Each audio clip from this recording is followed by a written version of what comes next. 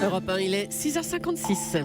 C'est le vrai faux de l'info de la matinale avec vous, Géraldine Vosner, bonjour. Bonjour Thomas. Et ce matin, consultation et approximation médicale de François Fillon. Le candidat républicain a défendu hier sur Europe 1 son idée de quota pour l'immigration. Il serait ridicule, dit-il, de bloquer l'entrée de compétences dans le pays. Mais l'exemple qu'il choisit, les médecins, est-il vraiment le bon ?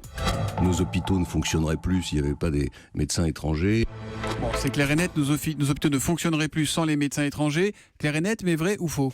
Je vais dire faux Thomas, car c'est beaucoup plus subtil que ça. Car contrairement à ce que laisse entendre François Fillon, ce n'est pas une pénurie de médecins qui met l'hôpital public sous tension, mais une mauvaise organisation. Le nombre de médecins pour 100 000 habitants en France se situe dans la moyenne européenne. Et depuis 30 ans, le nombre de médecins en activité a quasiment doublé. Ils sont aujourd'hui, d'après le répertoire partagé des professionnels de santé, un peu plus de 220 000. Mais curieusement répartis, presque autant de spécialistes que de généralistes. Et c'est vrai, certaines régions peu attractives, certaines spécialités ingrates sont délaissées, d'où l'appel à des médecins étrangers dont les hôpitaux, en théorie, pourraient parfaitement se passer. Bon, mais dans les faits, combien sont-ils ces médecins étrangers, on le sait ? Ah oui, ils représentent aujourd'hui un peu moins de 10% de l'ensemble des médecins en activité.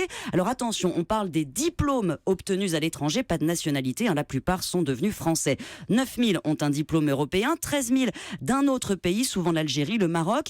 Et à l'hôpital, oui, ils sont nombreux et de plus en plus, mais pour des questions de budget. Un praticien hospitalier gagne environ 4 000 euros à temps plein, c'est la grille dans le public. Il peut doubler, tripler ce salaire s'il exerce le même métier en libéral. Et c'est l'une des raisons qui explique que les hôpitaux publics ont du mal à recruter. Les médecins étrangers acceptent ces salaires dans des spécialités difficiles qui rapportent peu. 30% des gériatres en France sont étrangers. Ils sont aussi recrutés faisant fonction d'interne. Ces années avant que leur diplôme soit reconnu, ils travaillent comme médecins pour 1 500 euros bruts par mois. Ça permet aux hôpitaux de tenir leur budget.